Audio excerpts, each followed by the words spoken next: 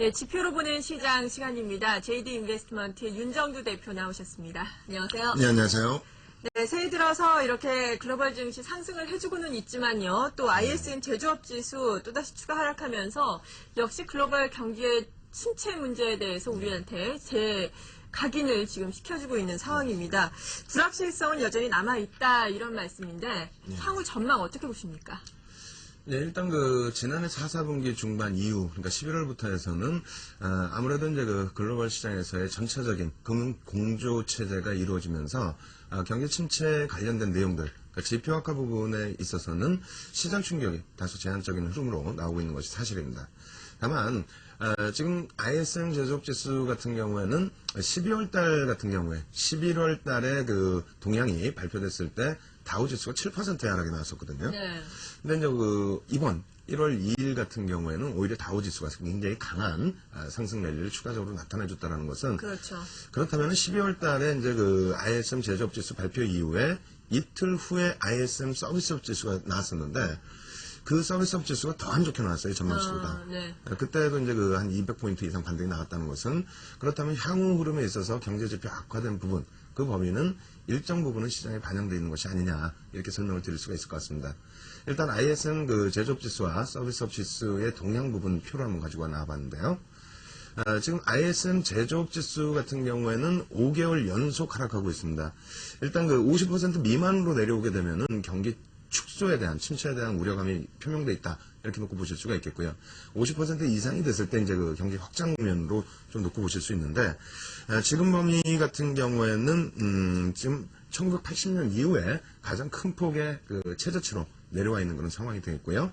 비제조업 지수 같은 경우에도 역시 마찬가지입니다. 예상치 부분은 37% 수준으로 예상하고 있습니다만, 제조업 지수가 예상치를 크게 하회했던 것을 감안한다면, 비제조업 지수, 서비스업 지수도 시장 충격을 일부는 줄 수 있는 그런 하락이 나오지 않을까 그렇게 보고 있습니다. 네. 일단 이것을 차트를 한번 다시 놓고 보게 되면요, 사실 이 부분에 있어서 이제 시장 반영폭이 다소 제한적인 범위는 50% 범위가 이제 중립이어서 50 이상일 때 긍정적이고 50 미만일 때 부정적이라고 했을 때, 네. 지금 내려와 있는 범위 자체는 앞서 말씀드린 것처럼 30년, 거의 30년 만에 최저치가 되고요. 그렇죠. 그리고 이제 신규 주문 건수에 대해서는, 무려 이제 60년 만에 최저치로 내려와 있다는 겁니다. 이런 부분이 일단 1사분기에 좀 바닥으로 잡혀준다면, 오히려 시장은 하반 경직성을 띌 수 있다. 그리고 우리나라 같은 경우에도 한 가지 보셔야 되는데, 무역 수지 추이입니다. 역시 이제 지난해 부분에 있어서 마이너스로 돌아서면서 이제 좀 시장 충격을 많이 줬는데, 예. 이 범위가 정부에서는 올해는 좀 개선시켜 보겠다라는 내용을 가지고 가고 있습니다만, 글로벌 시장이 역시 동조돼야 될 수밖에 없는 그런 상황이기 때문에 너무 낙관적인 또 범위로 놓고 보시기보다는 현 위치가 다소 부정적인 것을 감안을 하시고요. 그리고 이제 이번 주 내내 미국 쪽에서 증시 일정 보시게 되면은 발표되는 게 굉장히 많습니다.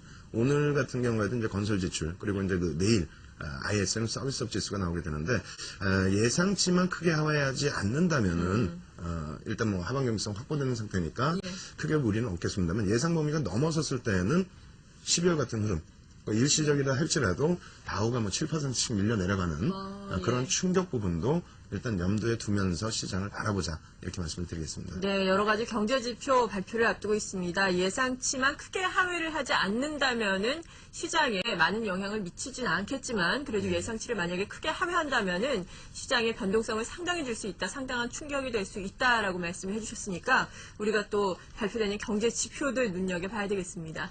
그리고 또 금융통화위의 추가적인 금리 인하에 대해서 여러 가지 이야기들이 나오고 있는데, 추가적인 금리 인하 가능하다고 보시는지 궁금하고요. 그리고 만약에 금리 인하가 된다면은 시장에 미치는 영향력 어느 정도나 될까요? 네.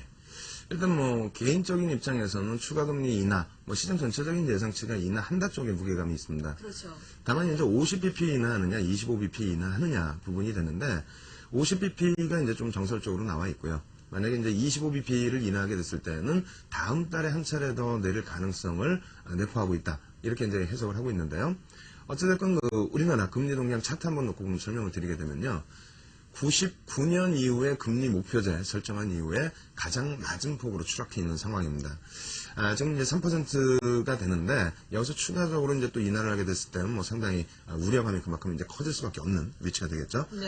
다만 이제 글로벌 정책금리, 글로벌 주요 국가의 정책금리, 기준금리를 놓고 보시게 되면은 일단 그 미국 금리 자체가 지금 50년 만에 최저치고요. 영국 기준금리 자체는 58년 만에 최저치입니다. 근데 이제 영국에서 이번에 1월 8일 예정인데요. 추가적인 금리 인하를 단행하게 되면은 무려 뭐 300년 만에 최저치로 내려간다는 거예요. 네. 다시 얘기해서 이제 뭐 조금은 긍정적으로 표현을 한다면은 국내 금리 인하 부분에 있어서는 우리만 그런 것이 아니기 때문에 글로벌 시장이 그렇기 때문에 일단은 그 악재 요인으로 부각이 되기보다는 네. 오히려 이제 시장의 경기 부양책의 효과로 조금 인식될 가능성이 높다. 그렇지만은 또 부정적인 면에서 놓고 본다면 지금 앞서 말씀드린 것처럼 경제 지표 자체도 상당히 안 좋습니다. 거기에 이제 그 금리, 기준금리 자체도 글로벌 시장에서 뭐 상당히 뭐 50년, 58년, 뭐 300년 이 정도로 굉장히 위축되어 있는 상황 속에서 우리가 이제 이것을 어떻게 해석해야 되느냐. 그러니까 연초에 좀 강한 그 흐름이 나온다 할지라도 일단은 좀 제한적으로 보시고요. 그리고 이제 다만 아랫방향의 기준에 있어서는 이제 좀 하방 경직성은 어느 정도 잡히지 않았나. 이 정도의 중립적인 전략으로 말씀을 드리겠습니다. 네, 이 금융통화위원회 오는 1월 9일에 열립니다. 금요일입니다. 지켜봐야 되겠고요. 아무튼 이런 경제지표 악화 우려에도 불구하고 신년 효과에 대한 이 글로벌 증시 베어마켓 랠리는 지금 이어지고 있는 상황 아닙니까? 네, 맞습니다. 국내 증시 그렇다면 전망은 어떻게 하십니까?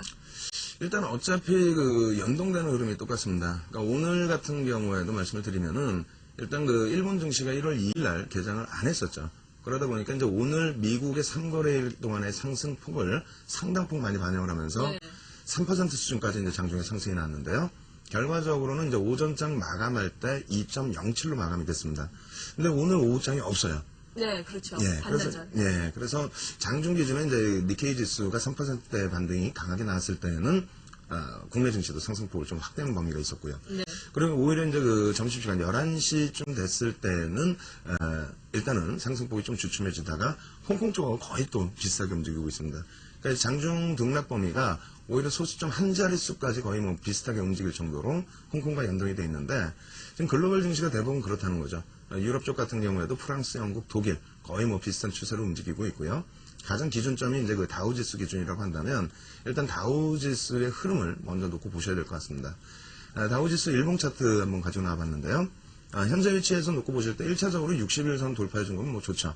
그리고 2차적으로 이제 직전 고점 라인들 또 9,000포인트를 넘어섰다는 건 긍정적이라 할 수 있겠지만은 일단 3거래일제의 흐름에서 나머지 마지막 3거래일제의 그 캔들 자체가 좀 개인적으로 봤을 때는 다소 오버슈팅 부분도 있다. 그렇기 때문에 이제 거래량도 충분히 실리지 않은 범위에서는 국내 증시의 흐름을 놓고 보실 때 뭐 국내 증시 차트입니다. 거의 비슷하죠. 일단 1200선까지는 열어두시고 전략을 잡을 수가 있을 것 같아요. 다만 1200포인트 이상으로 올라섰을 때는 현금 비중 최소 30에서 50% 이상을 확보를 하시는 전략으로. 그래서 이제 지금 뭐 흥분 상태에 놓여질 수 있는 범위이긴 하지만 바뀐 게 없다는 겁니다. 예. 사실상 바뀐 게 없는 상태에 또 거래량이 뭐 충분히 수반되지 않은 상태. 또 미국 쪽에서도 지금 현재 기준에서는 뭐 다소 횡보 내지는 소폭의 조정이 나올 수 있는 상태이니까 일단 30에서 50% 현금 확보하시고 그리고 그 부분에 있어서 매수 대기 자금이라고 생각하시기보다는 네. 인출 쪽 기준 잡으시는 게 아니에요? 예, 그렇죠. 네. 그렇게 해서 나중에 진짜 말 그대로 시장이 누구나가 다 봤을 때 뭐 굉장히 좋아질 수 있다.